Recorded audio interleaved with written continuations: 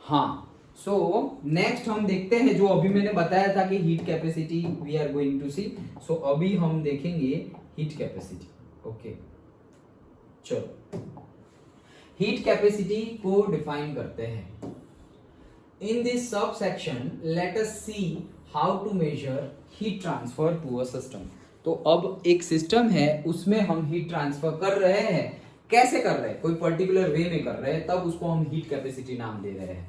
This heat appears as a rising temperature of the system in case of heat absorbed by the system। Heat दे रहे हैं तो वो absorb कर लेगा। Okay, the increase of the temperature is proportional to the heat transfer.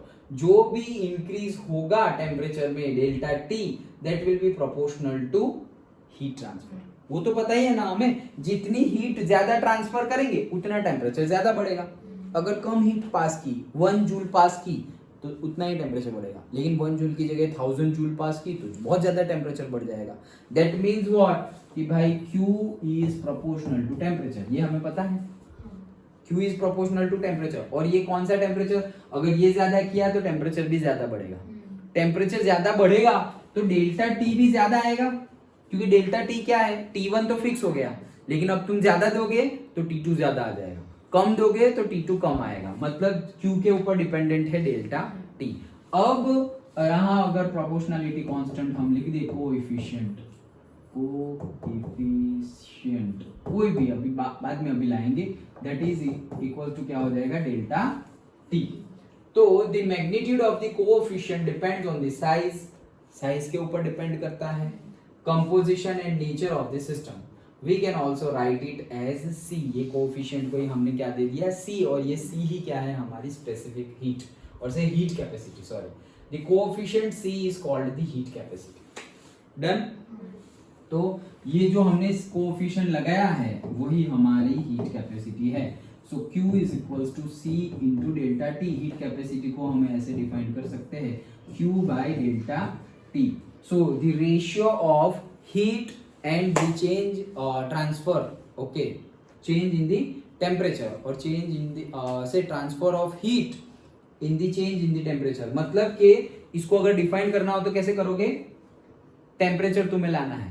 Okay, तो temperature लाना है, सपोज 1 डिग्री सेल्सियस तुमने बढ़ाया, कितना, 1 डिग्री सेल्सियस और 1 केल्विन तुमने बढ़ा दिया।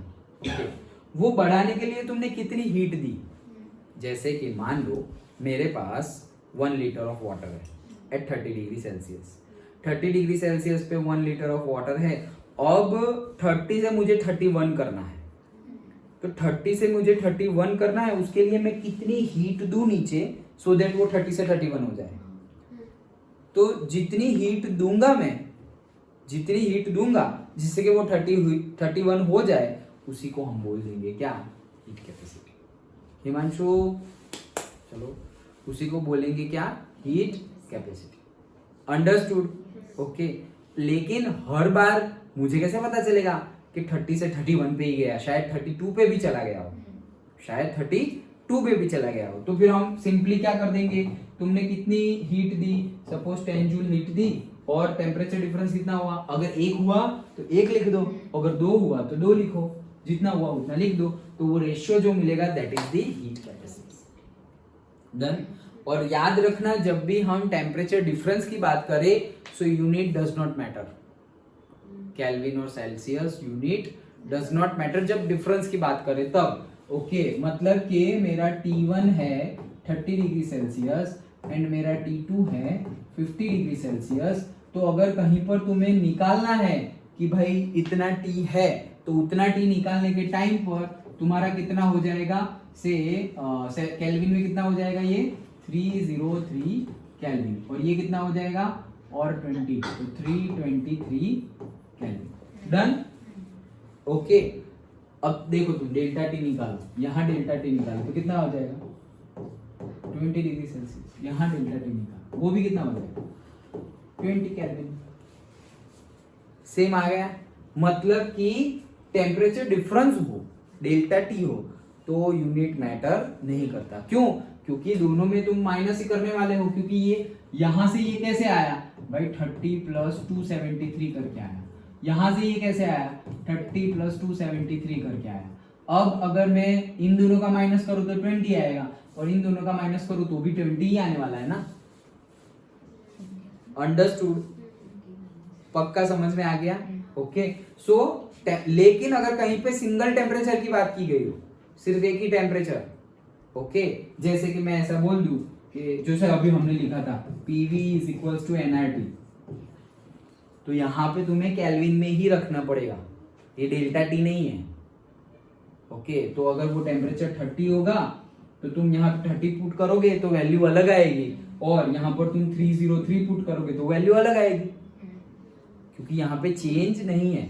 ओके, ये पूरी वैल्यू अगर तुम कुछ कैलकुलेट कर रहे हो, सपोज P कैलकुलेट कर रहे हो nRT डिवाइडेड बाय V से, तो T की वैल्यू 30 डिग्री सेल्सियस गिवन है, तो उसको तुम्हें केल्विन में कन्वर्ट करने के बाद यहाँ रखना है। क्यों? क्योंकि अभी R की वैल्यू जो मैंने तुम्हें बताई थी वो किस में थी? केल्विन में थी।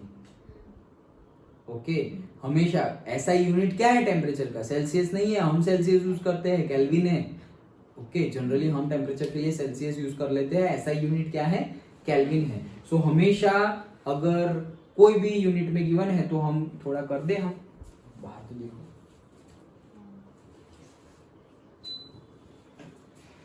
हाँ चलो। सो केल्विन में पुट करना पड़ेगा, समझ में आ गया?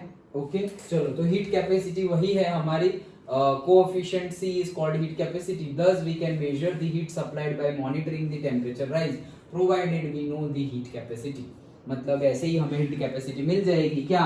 तुमने कितनी हीट ट्रांसफर की, उससे कितना टेम्परेचर राइज हुआ, वो दोनों का रेशियो निकाल लो, that is the heat capacity. Okay, C is directly proportional to the amount of the substance, मतलब C is directly proportional to the amount of the substance। क्या मीनिंग क्या है इसका? C is directly proportional to the amount of the substance। मतलब जितना substance मास के ऊपर dependent है, ऑब्वियस है। 1 लीटर यहाँ पे अभी हमने लिया था ना, ओके, 1 लीटर ऑफ वाटर है, उसका 30 डिग्री सेल्सियस टेम्परेचर है, और 2 लीटर ऑफ वाटर है, उसका भी 30 डिग्री सेल्सियस वाटर है। ओके, अभी ये 30 को 31 पर पहुंचने के लिए मुझे हीट देनी पड़ेगी, ये 30 को 31 पे पहुंचने के लिए भी मुझे हीट देनी पड़ेगी। क्या दोनों में सेम हीट लगेगी? नहीं भाई, यहाँ पे ज्यादा हीट लगेगी। करेक्ट, तो यहाँ पे ज्यादा हीट लगेगी क्योंकि मास ज्यादा है, मास पे भी डिपेंडेंट है। मतलब क्या हुआ? ये एक्सटेंसिव, इंटेंसिव तो इंडिपेंडेंट हो गया ना, इंट मैंने बोला ना, ऐसे याद रखो। इंटेंसिव मतलब इंडिपेंडेंट ऑफ मास, तो ये मास के ऊपर डिपेंडेंट है तो एक्सटेंसिव हो गया। अंडरस्टूड? और बोला गया है कि वो नेचर ऑफ मैटर पे भी डिपेंड करता है। नेचर ऑफ मैटर पे डिपेंड करता है मतलब क्या? अगेन फिर से वही सेम एग्जांपल, यहाँ पर मैंने ले लिया क्या? वाटर, और यहाँ पर मैंने थर्मोमीटर लगाया, 30 डिग्री सेल्सियस है, और यहाँ पर थर्मोमीटर लगाया 30 डिग्री सेल्सियस किसका है, लेकिन अंदर मैंने ले लिया क्या? दीवेल ले लिया। दीवेल मतलब हाँ हाँ सही में दीवेल ही लिया है।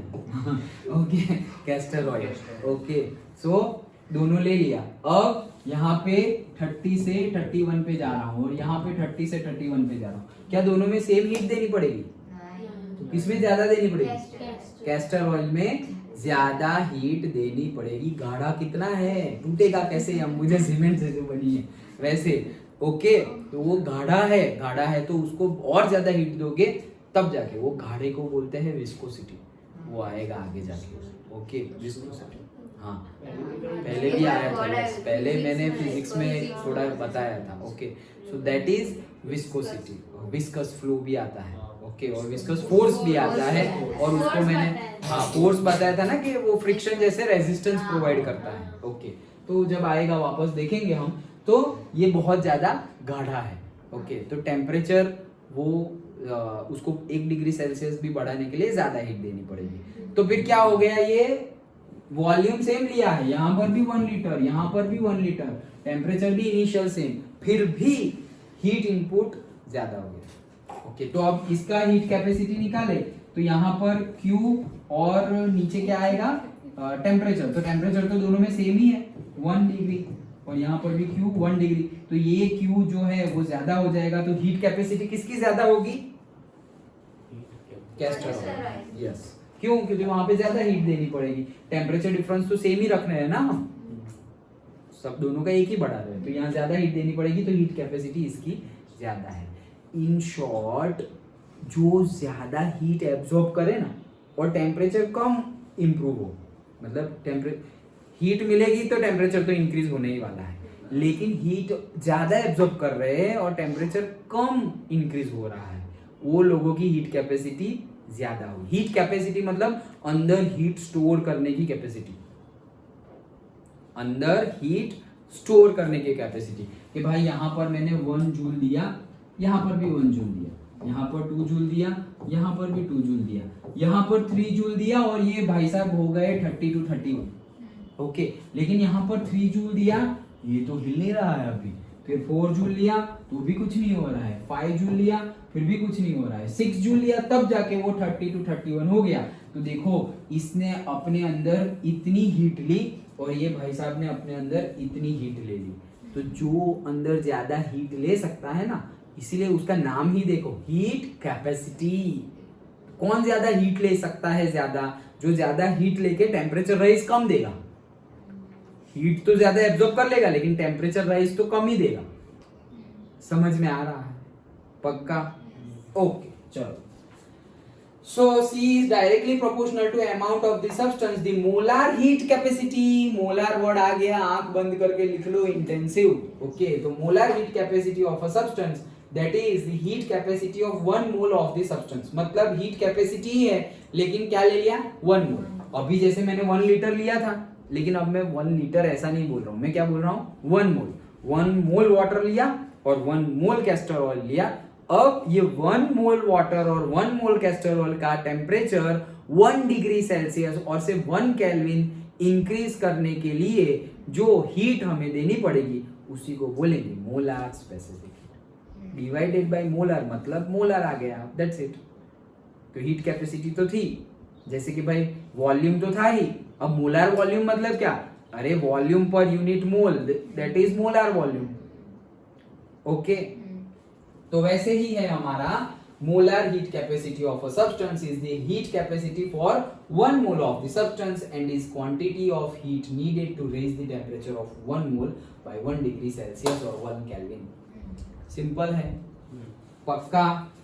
देखो हीट कैपेसिटी हमने डिफाइन कर ली क्या, कि अगर यहाँ पे कोई सब्सटेंस है, से 1 kg का सब्सटेंस है, ओके, 1 kg के सब्सटेंस को 1 डिग्री सेल्सियस, डेल्टा टी कितना लाना है?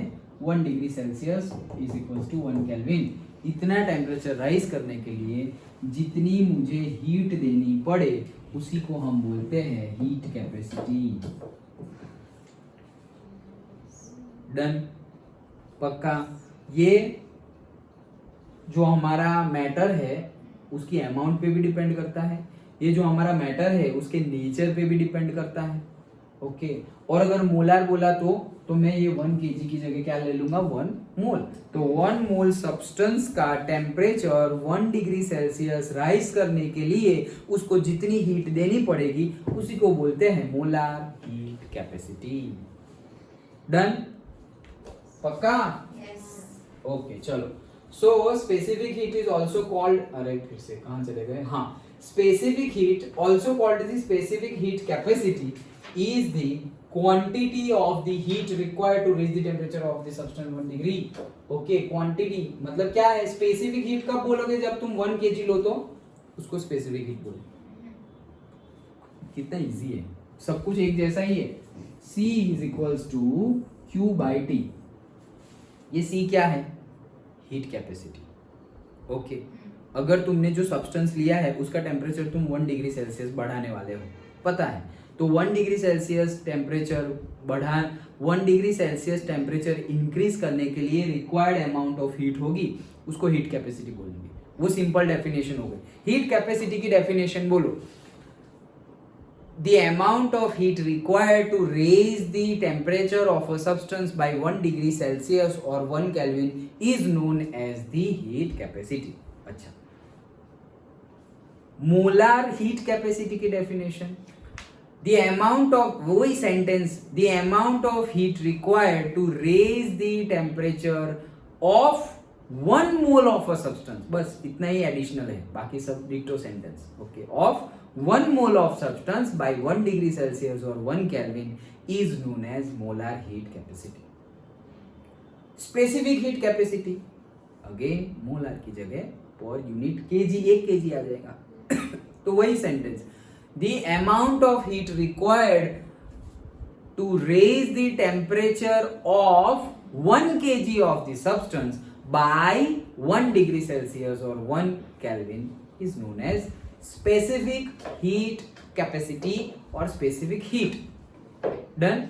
तो अगर सिंपल बोला हो तो तुम कुछ भी मत बोलो, 1 kg 1 मोल कुछ भी मत बोलो, तो वो सिंपल हीट कैपेसिटी होगी। अगर बोले मोलर हीट कैपेसिटी, तुम बोलो कि 1 मोल का मैं टेम्परेचर बढ़ा रहा हूं, और बोले कि स्पेसिफिक हीट कैपेसिटी, तो फिर बोल दो कि मैं 1 kg का टेम्परेचर बढ़ा रहा हूं, बढ़ा रहे हूं। अंडरस्टूड? डेफिनेशन वही है कि भाई 1 डिग्री सेल्सियस टेम्परेचर बढ़ाने के लिए जितनी हीट देनी पड़े उसको बोलते हैं heat capacity. Specific heat capacity वही 1 डिग्री सेल्सियस टेम्परेचर बढ़ाना है जो हीट रिक्वायर्ड है, उसी को बोलते हैं, लेकिन जो सब्सटेंस लिया है वो कितना होगा, 1 kg। अगर सब्सटेंस लिया है वो 1 मोल होगा, मैं उसको बोल दूंगा molar heat capacity. Done? Okay, so that's it. Okay, we multiply the heat capacity of the substance C by the mass and the temperature delta T. So Q is equals to say Cm delta T. ये क्या है, देखो Q is equals to C delta T तो था ही, ये तो था ही ना, Q is equals to C is equals to Q delta T, तो Q is equals to क्या हो गया, C delta T हो गया। अब ये C क्या है, ये हमारी हीट कैपेसिटी है, बड़ा सी मतलब हीट कैपेसिटी, और छोटा सी मतलब specific heat capacity, specific heat capacity. अरे ये क्या होता है, अरे जो ये होता है ना वही ये होता है, लेकिन ये 1 kg के लिए होता है। ओके, तो ये क्या, ये हीट कैपेसिटी, तुम उसका यूनिट क्या होगा, सी का यूनिट क्या होगा, जूल पर केल्विन। ओके, तो इसका यूनिट होगा जूल पर केल्विन। स्पेसिफिक का क्या यूनिट होगा, भाई जूल पर केल्विन ही होगा, लेकिन 1 kg लिया हुआ है ना, तो kg kelvin. That's it, done.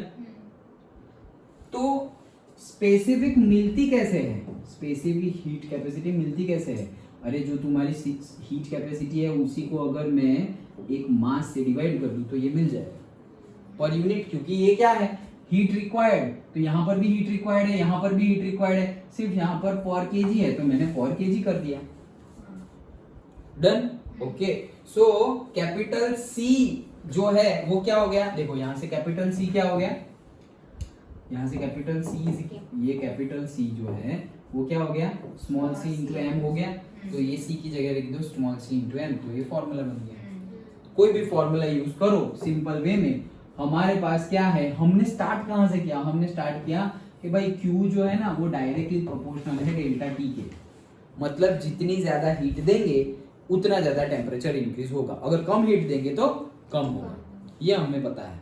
अब हमने कांस्टेंट रखा, प्रोपोर्शनलिटी कांस्टेंट, तो वो इक्वल टू करके हमने C लिख दिया, that is equals to delta T, तो वो C को ही हमने बोल दिया क्या, Q divided by delta T, और यही है हमारी क्या, हीट कैपेसिटी, और इसका यूनिट क्या हो गया, Q मतलब जूल, और ये क्या हो गया, केल्विन। अगर मोलर हीट कैपेसिटी तो यहां हम ले लेंगे मोलर हीट कैपेसिटी, तो क्या करेंगे हम, अरे जो ये है वही, मतलब Q बाय डेल्टा T ही है, लेकिन कितना, पर यूनिट मोल। डन। तो उसका यूनिट क्या हो जाएगा, जूल पर मोल केल्विन। डन। और अगर मैंने बोल दिया स्पेसिफिक हीट कैपेसिटी, तो अरे तो भी वही है क्या, Q divided by delta T, लेकिन यहां पे मैं क्या दे दूंगा, kg, तो उसका यूनिट क्या हो जाएगा, जूल पर kg kelvin. Done. Okay, so capital C is equals to, क्या किया मैंने, कैपिटल C पर मतलब से C को कैसे डिफाइन किया हमने, C इज इक्वल टू ये C ही है, लेकिन पर मास बोल दिया तो वो हो जाएगा मेरा स्पेसिफिक। ओके, तो capital C is equal to आ गया, C इज इक्वल टू से C इंटू M। वैल्यू जहां जो पुट करनी हो, तुम्हें अगर स्पेसिफिक हीट गिवन हो तो स्पेसिफिक हीट से तुम मास भी पता हो, तुम्हें ना पता हो तो भी 1 kg ले लोगे। तो ये पता है तो तुम यहाँ भी आ सकते हो, ये पता है तो तुम यहाँ भी आ सकते हो। जो गिवन होगा उसके अकॉर्डिंगली हम न्यूमेरिकल करेंगे, लेकिन सब में डिफरेंस क्या है वो तुम्हें पता चल जाना चाहिए कि भाई 1 kg लिया तो वो स्पेसिफिक हीट कैपेसिटी हो जाएगा, और 1 kg नहीं बोला तो वो सिंपली हीट कैपेसिटी हो जाएगा।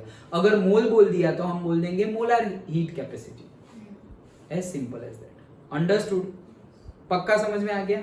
श्योर?